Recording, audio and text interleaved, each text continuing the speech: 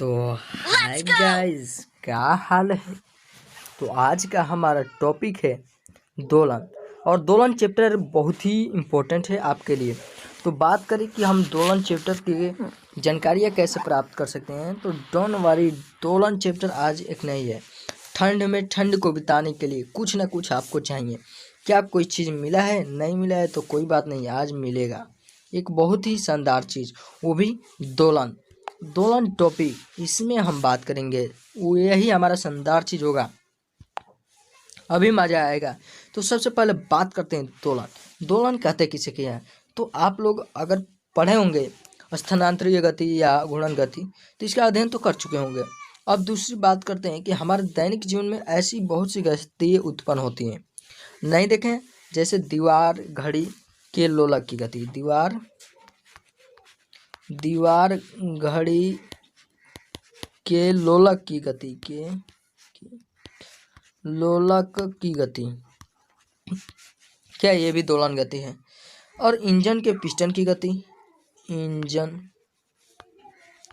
के पिस्टन की गति, ये क्या है? ये भी दोलन गति है। अब बात करते हैं तार वाले वाद्य यंत्रों की गति, तार वाले वाद्य यंत्रों की गति, यंत्र की गति क्या है? दोलन गति है। तो मैं इसके आगे केवल आपको बता दे रहा हूँ परिभाषा, तार वाले वाद्य यंत्रों की गति, या बोल सकते हैं कि ठोस के अणुओं की साम्य स्थिति की इधर उधर जो गति होती है वो भी। और दोलन बताएं तो वस्तुओं की गति एक निश्चित बिंदु के इधर ही उधर होती है और तथा निश्चित समय अंतराल के बाद इसकी पुनरावृत्ति होती है। इस प्रकार की गति को दोलन गति कहते हैं। एक सिंपल सा मैं इसे आपको समझाऊं तो सपोज दैट, मान लेते हैं यहाँ पर एक इस तरह मान लेते हैं, और यहाँ पर एक मान लेते हैं कोई पिंड लटका है। तो यहाँ से सपोज दैट, यहाँ से अगर इधर जितना जा रहा है वो पिंड, तो वो और इसका फिर इधर आना, यही क्या है? उसकी दोलन गति है। एक बार इधर आना फिर इधर आना, ये क्या है? दोलन गति है। ये तो पुनरावृत्ति होने लगी, तो यही दोलन गति है। अब बात करते हैं दोलन गति में हमें पढ़ना क्या है। तो यहाँ यहीं पर हम देख लेते हैं। दोलन गति में ज़्यादा कुछ नहीं पढ़ना है, हमें 3 टॉपिक पढ़नी है। सबसे पहला है आवर्त गति, एक पढ़नी है। आवर्ती गति एक पढ़नी है। और दूसरा हमें पढ़ना है क्या? दूसरा मैं बता रहा हूँ तो सरल आवर्त गति,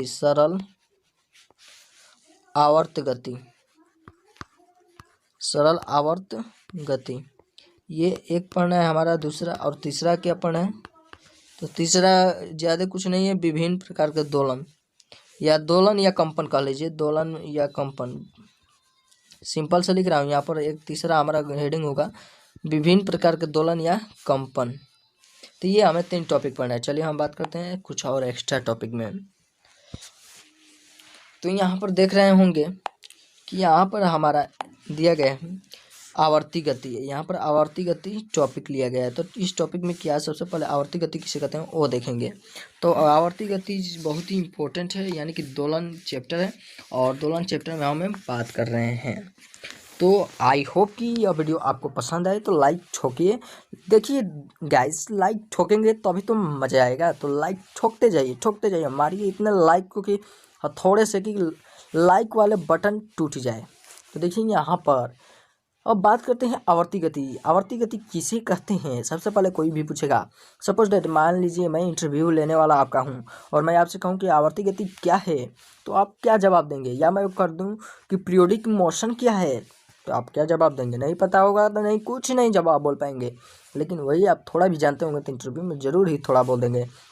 तो चलिए बात करते हैं। जब कोई कण निश्चित पथ पर इस प्रकार गति करता है कि गति निश्चित समय अंतराल के बाद दोहराई जाती है, तो उसकी गति आवर्ती गति कहलाती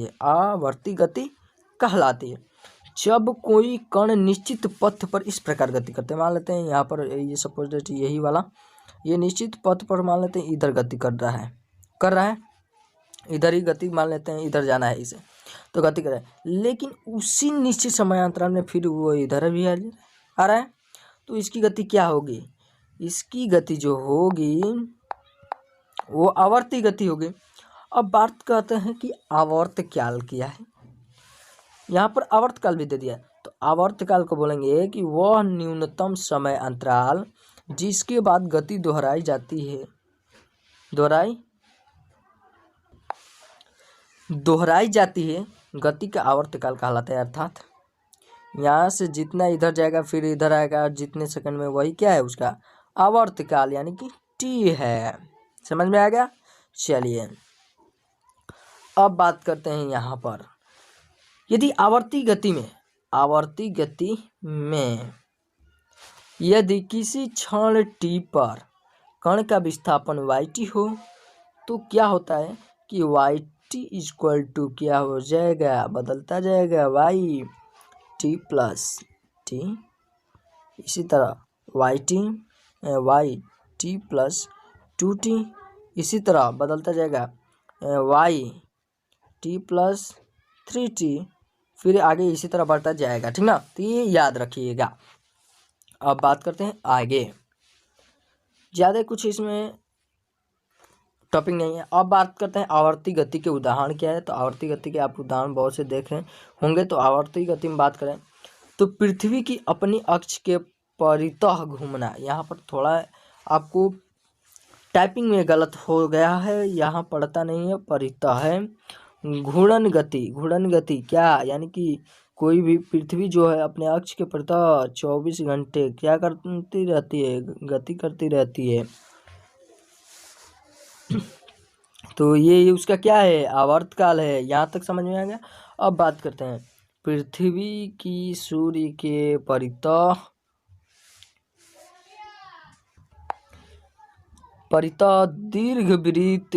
दीर्घवृत्ताकार कक्ष में गति। तो सोचिए कि पृथ्वी सूर्य के परितः जो गति करती है तो कितना समय लगता है, 1 वर्ष, यानी कि t इक्वल टू 1 ईयर, 1 वर्ष, अर्थात आवर्तकाल 1 वर्ष। घड़ी की सुई की गति, ये घड़ी की सुई की गति में क्या बात कर सकते हैं, तो घंटा की सुई जो है, मिनट की सुई है। अब उसी तरह मिनट की सुई, सेकंड वाली सुइयों के आवर्तकाल क्रम से क्या होंगे, क्रमशः मान लेते हैं 12 घंटे, सुई की घड़ी 12 घंटे बताएगी। मिनट की सुई मान लेते हैं सपोज 1 घंटे बताएगी। ये सेकंड वाली सुई मान लेते हैं 1 मिनट के लिए बताती है। क्या होगा, तो इसका आवर्तकाल क्या होगा, घंटा के लिए t इक्वल टू 12, ये इसका क्या होगा, आवर्तकाल होगा। अब बात करते हैं एक और, इसमें थोड़ा सा ज़्यादा नहीं है, कि किसी लोला की गति या इंजन के पिस्टन की गति, सिलाई मशीन की गति, ये क्या है, सभी आवर्ती गति हैं। और इसमें जिनके आवर्तकाल समायोजन पर निर्भर है, यानी कि एक दूसरे पर क्या है, ये निर्भर है, आदि बहुत सा विगति है। अब बात करते हैं, यहाँ से नोट कर लीजिएगा थोड़ा सा, आवर्तकाल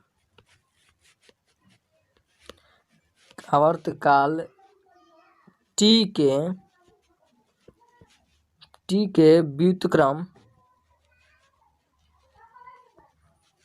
व्युत्क्रम को आवर्ती गति की आवृत्ति कहते हैं, आवृत्ति कहते हैं। आवृत्ति को क्या एफ से प्रदर्शित है, फ्रीक्वेंसी बोलते हैं। यदि प्रति इकाई समय में गति के चक्रों की संख्या को क्या करता है, व्यक्त करता है। यह क्या करता है, प्रति इकाई समय में जो भी चक्रों की संख्या होती है उसे ही व्यक्त करते हैं। फिर एक बार देखिए, आवर्तकाल के व्युत्क्रम को आवर्ती गति की आवृत्ति कहते हैं, जिसे हम एफ से प्रदर्शित करते हैं। तो यहाँ तक हमारा रहा अच्छा प्रोसेस। अब आगे बात करते हैं दोलन गति। तब हमारा टॉपिक आता है क्या, दोलन गति या दोलनी गति बोलते हैं इसे, ठीक ना। दोलनी गति यहाँ पर लिख लीजिएगा और ये बेटर रहेगा, दोलनी गति। तो इसका परिभाषा सबसे पहले कोई भी आपसे पूछेगा तो परिभाषा बता देंगे तो सब कुछ आप जानते हैं, नहीं तो कुछ भी नहीं जानते हैं, ठीक ना। तो चलिए गाइस बात करते हैं तो वह आवर्ती गति जिसमें कोई कण एक ही पथ पर किसी निश्चित बिंदु के आगे पीछे अथवा इधर उधर गति करता है दोलनी अथवा कंपनिक गति कहलाती है। और उस निश्चित बिंदु को क्या बोलेंगे? साम्य कहते हैं। उस निश्चित बिंदु को साम्य कहते हैं। तो बात करते हैं सपोज एक उदाहरण के तौर पर चलते हैं। तो मान लेते हैं कि गति करने वाले कण का साम्य स्थिति बिंदु ओ से एक और अधिकतम विस्थापन की स्थिति ए तक जाना तथा साम्य स्थिति के वापस आना क्या हो सकता है, वो हम यहाँ पर थोड़ा सा समझ लेंगे। सपोज डेट हम मान लेते हैं दोलनी गति में कि गति करने वाले कण का साम्य स्थिति बिंदु यहाँ पर मान लें सपोज डेट ओ है और स्थिति ओ से एक और अधिकतम विस्थापन मान लेते हैं, इधर अधिकतम विस्थापन ए है और दूसरी ओर बात करते हैं तो तथा साम्य स्थिति तक वापस आ जाते हैं, यानी कि साम्य स्थिति तक क्या यहाँ से जाती है और यहाँ से फिर क्या वापस आ जाती है यहाँ पर, यानी कि इसके सामने आ जाती है। ठीक, अब बात करते हैं फिर दूसरी ओर अधिकतम विस्थापन कितना होता है। यहाँ पर मान लेते कोई कण है यहाँ और फिर इधर से जाती है और फिर साम्य अवस्था में कहाँ पर आ जाती है, फिर यहाँ आ जाती है। यहाँ मान लेते हैं ए डैश है, अधिकतम विस्थापन ए डैश है तक जाना तथा साम्य स्थिति ओ तक वापस आना एक क्या कहलाएगा, एक दोलन कहलाता है। ठीक ना, एक दोलन कहलाता है। एक दोलन पूरा करने में लगा समय क्या होता है उसे हम क्या बोलेंगे, यहाँ पर नोट कर लीजिए। एक दोलन पूरा करने में लगा समय, एक दोलन पूरा करने में लगा समय दोलन काल कहलाता है। दोलन काल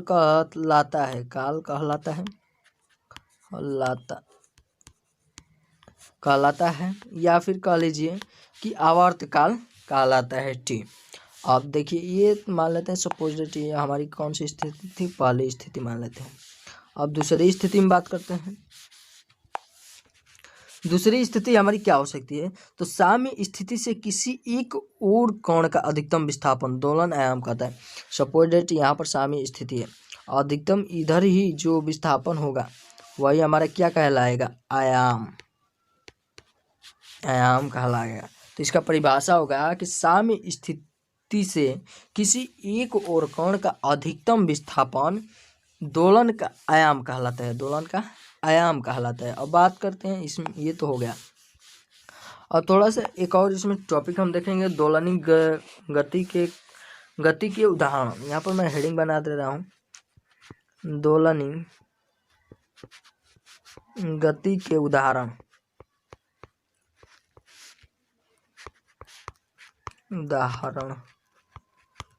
दोलनी गति के उदाहरण, इसे हटा देते हैं। तो ये हमारा टॉपिक होगा। अब बात करते हैं किसी दीवार घड़ी के लोलक की गति जो होती है क्या होती है। किसी दीवार घड़ी के लोलक की गति दोलनी गति होती है। इंजन यहाँ पर मैं लिख दे रहा हूँ, एक इंजन की पिस्टन की गति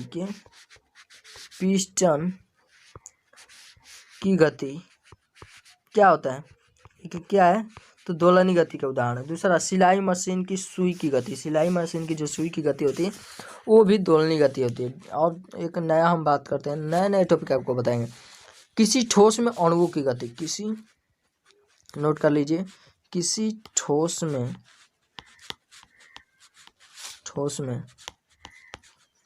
अणुओं की गति, किसी ठोस में अणुओं की गति होगा। तीसरा ये मान लेते हैं सपोज पहला, दूसरा, तीसरा यहाँ से हम दिखाते हैं। तो तीसरा मान लेते हैं कि घर्षण रहित अर्धगोलाकार प्याले में छोड़ी गई गेंद की गति। मान लेते हैं सपोज डेट कि घर्षण रहित एक अर्धगोलाकार क्या है, प्याला है और उसमें कोई बॉल को डाल दिया जाता है या गेंद को डाल दिया जाता है, तो जब वो जो बॉल गति करती है वो गति कौन सी कहलाती है? तो दोलन गति ही कहलाती है। अब बात करते हैं तो कि दोलन गति की परिभाषा क्या है और इससे क्या स्पष्ट होता है उसके बारे में। तो प्रत्येक दोलनी गति आवश्यक रूप से आवर्ती गति होती है। यहाँ पर मैं लिख दे रहा हूँ कि प्रत्येक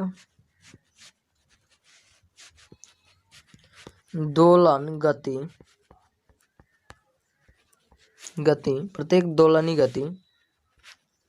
गति आवश्यक रूप से क्या होती है? आवश्यक रूप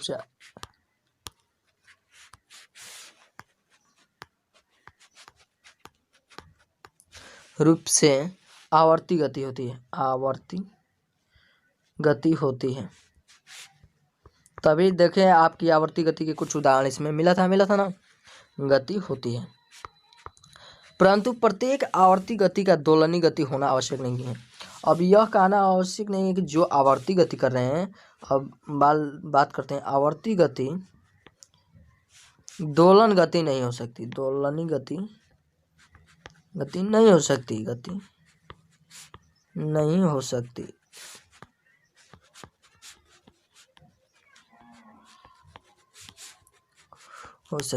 देखिए, प्रत्येक दोलनी गति आवर्ती गति हो सकती है, लेकिन प्रत्येक आवर्ती गति दोलनी गति नहीं हो सकती। क्यों?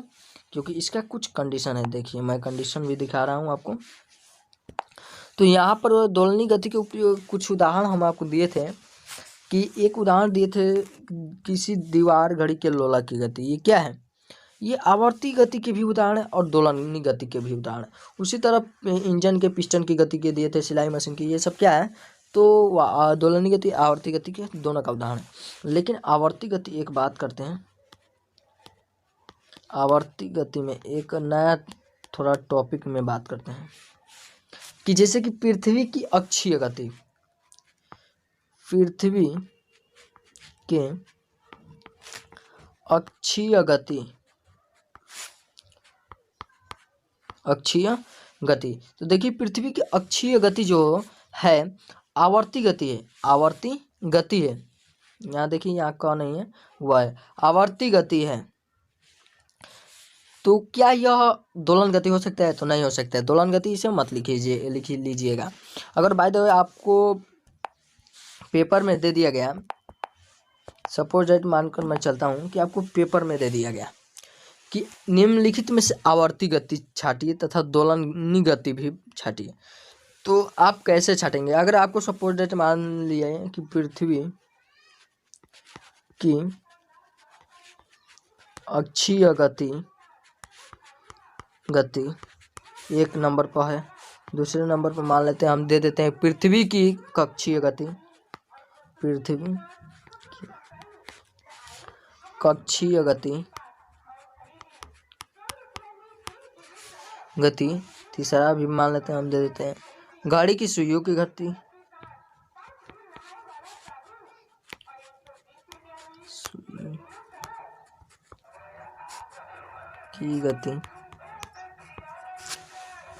सुइयों की गति। क्या यह दोलन गति है? पेपर में सपोज डेट आपको पूछा दिया गया, बताइए कि यह दोलन गति है। तो देखिए, इनमें से कोई भी दोलन गति नहीं है। ये क्या है? आवर्ती गति है, याद रखिएगा, आवर्ती गति है। ये क्या है? आवर्ती गति है, क्योंकि ये इधर उधर गति निश्चित बिंदु के इधर ही उधर गति करेंगे, ना कि दोलन गति यहाँ से टपकी तो यहाँ से नहीं करेंगे। क्योंकि दोलन गति में क्या होता है कि कोई भी बिंदु निश्चित बिंदु के इधर ही या उधर गति करेगी। यानी कि सपोज डेट मानते हैं आपको कि अगर दोलन में बात करें तो कोई भी मान लेते हैं यहाँ पिंड है, या तो इधर गति करेगा या तो इधर गति करेगा, या तो इधर या तो इधर। लेकिन आवर्ती गति में यह ऐसा नहीं होता है। ऐसा कंडीशन होता भी है तो केवल इसलिए कहा गया है कि आवर्ती गति दोलन गति आवर्ती गति हो सकती है, लेकिन दोलनी गति आवर्ती गति नहीं हो सकती। ठीक ना। नहीं सॉरी गलत बता रहे हैं, यहाँ पे मिस्टेक हो गया। दोलनी गति आवर्ती गति हो सकती है, लेकिन आवर्ती गति आपकी दोलनी गति नहीं हो सकती। क्यों? क्योंकि यह जो है दोलनी गति में ये होता है कि कोई भी पिंड अपने अक्ष के इधर उधर गति करते हैं। मान लेते हैं यहाँ से इधर गति करेगा, या इधर गति करेगा, इधर गति करेगा, इधर गति करेगा, इधर इधर इधर इधर इधर इधर गति करेंगे। लेकिन यहाँ पर देखिए मैं 3 टॉपिक दिए जो, तो पृथ्वी का अक्षीय गति क्या इधर उधर गति होता है? नहीं। पृथ्वी की कक्षीय गति इधर उधर गति है? नहीं। घड़ी की सुइयों की गति क्या इधर उधर गति करता है? नहीं। यह एक कक्ष में ही गति करते हैं। तो ये क्या है? आवर्ती गति है, लेकिन दोलन गति नहीं है। तो इसे याद रखेंगे कि दोलन गति आवर्ती गति हो सकता है, लेकिन आवर्ती गति दोलन गति नहीं हो सकती है। तो इसे याद रखेंगे। अब बात करते हैं कि कल के टॉपिक हमारा क्या होगा। तो कल का हमारा टॉपिक होगा प्रत्यानयन बल, और चलिए इसी में प्रत्यानयन बल को ही हम कवरेज करते हैं। तो अब हम देखेंगे प्रत्यानयन बल। प्रत्यानयन बल क्या है? प्रत्यानयन बल इस लास्ट मेरा टॉपिक है प्रत्यानयन बल। तो दोलन अथवा कंपन कर सकने वाली वस्तु पर साम्य स्थिति में परिणामी बल क्या होता है? शून्य होता है। तो साम्य स्थिति से विस्थापित किए जाने पर वस्तु पर एक क्या करने लगता है? बल कार्य करने लगता है। कार्य करने लगता है जो वस्तु के विस्थापन का विरोध करता है। यानी कि वो सोचता है कि ये वस्तु जो है यहाँ ये न इधर जाए न इधर जाए, न इधर जाए न इधर जाए, तो इसके लिए विरोध करता है। तो इस साम्य स्थिति में लाने का प्रयत्न करता है, और इस बल को क्या करता है, और जो इसे रोकने का प्रयास करता है उसी बल को हम बोलते हैं प्रत्यानयन बल। ठीक, तो इतना हो गया। अब इसका परिभाषा देख लीजिए सिंपल सा। तो यहाँ पर आपको दिया होगा कि किसी वस्तु को साम्य स्थिति से विस्थापित किए जाने पर, जैसे कि कोई वस्तु है हम विस्थापित करना चाहते हैं, तो विस्थापित करने पर जो बल लगेगा उसे रोकने के लिए, तो उस पर मान लेते हैं कि उस पर कार्य, तो वह बल जो वस्तु को साम्य स्थिति में लाने का प्रयास करता है प्रत्यानयन बल कहलाता है। अगर हम चाहते हैं सपोज डैट कि यहाँ पर महेश जी महाराज खड़े हैं, एक मान लेते हैं बंदर सा कोई भी व्यक्ति है यहाँ पर खड़ा है, और यहाँ पे एक मोटा सा बंदर खड़ा है, चाहे महेश का बाप होगा, चाहे पिता होगा, चाहे कुछ भी मान लीजिए, और इसे ढकेल कर यहाँ से हटाना चाहता है, लेकिन इसके नीचे फेविकोल चिपक गया है। चिपक गया ना, तो फेविकोल चिपक गया है, और यह तो इसे ये हटाने चाहते हैं भाई साहब, लेकिन यह फेविकोल कह रहा है कि भाई इसे मैं जाने नहीं दूंगा। अर्थात ये क्या है? एक प्रत्यानयन बल मान लेते हैं। यही हमारा क्या है? प्रत्यानयन बल है। यानी कि फेविकोल एक क्या है? बल है जो इसे चिपका कर रखा है। उसी तरह यहाँ पर है, उसी तरह यहाँ पर है कि कोई पिंड है, और इस पिंड को सोच रहे हैं कि इधर गति कराएं, तो यहाँ पर एक बल लग रहा है जो कि इसे खिसकने नहीं दे रहा है, उसी को हम प्रत्यानयन बल कहते हैं। एक तरफ से घर्षण में जाएंगे तो यहाँ घर्षण बल होगा, लेकिन इस तरह से इसमें नहीं होता है, इसमें इस तरह होता है। कोई पिंड इस तरह होगा और इस तरह से बंधा होगा, यहाँ पर इधर जाना चाहता है लेकिन नहीं जा पाता है, तो इससे कि इस पर जो बल लग रहा है रोकने के लिए, वही हमारा क्या है? प्रत्यानयन बल है। अब बात करते हैं प्रत्यानयन बल में थोड़ा सा एक और नए टॉपिक पर। तो प्रत्यानयन बल से संबंधित कुछ महत्वपूर्ण बिंदुएं देख लेते हैं। यहाँ पर मैं डाल दे रहा हूँ प्रत्यानयन बल से महत्वपूर्ण बिंदु क्या है। तो देखिए, नोट्स बनाइए और पढ़िए। तो सबसे पहला हमारा दिया है कि प्रत्यानयन बल सदैव साम्य स्थिति की ओर दिष्ट होता है, अर्थात इसकी दिशा सदैव विस्थापन के विपरीत होती है। अतः चिन्ह प्रॉपर्टी के अनुसार इसका मान क्या होना चाहिए? ऋणात्मक होना चाहिए, या लिया जाता है। कहने का मतलब कि जब भी कोई पिंड इधर जाएगा तो क्या होगा? वो अपनी स्थिति को बनाए रखने का, क्योंकि यहाँ पर एक बल लग रहा है जिसे हम बोलते हैं प्रत्यानयन बल। चलिए, ये हो गया। दूसरा कंडीशन पे बात करते हैं। तो दूसरा कंडीशन हमारा यही कहेगा कि साम्य स्थिति में प्रत्यानयन बल का मान शून्य होता है। अर्थात यहाँ पर सपोज दैट यहाँ पर अगर यहाँ पर एक प्रत्यानयन बल ने इसे रोक रखा है और यह गति नहीं कर रहा है, तो क्या होगा? प्रत्यानयन बल 0 होगा। ये भी होगा। चलिए, अब तीसरा बात कर लेते हैं। तो किसी वस्तु को साम्य स्थिति से विस्थापित कर छोड़ देने पर, किसी वस्तु को साम्य स्थिति से विस्थापित कर छोड़ देने पर वह वस्तु प्रत्यानयन बल के कारण ही दोलन करती है। अब बात करते हैं कि देखिए, एक वस्तु है, यहाँ से इसे इधर खींच कर छोड़ देते हैं तो इधर जाएगी, फिर आएगी, जाएगी, आएगी, जाएगी, और कुछ समय ऐसा आएगा प्रत्यानयन बल के कारण ये क्या होगी, यहीं पर आकर रुक जाएगी। तो ये हमारा 3 कंडीशन था। 3 कंडीशन आपको पता चल गया, और मिलते हैं नेक्स्ट वीडियो में एक बहुत ही फंटास्टिक वीडियो के साथ। तो चलिए, सी यू टुमारो, लेट्स अगेन।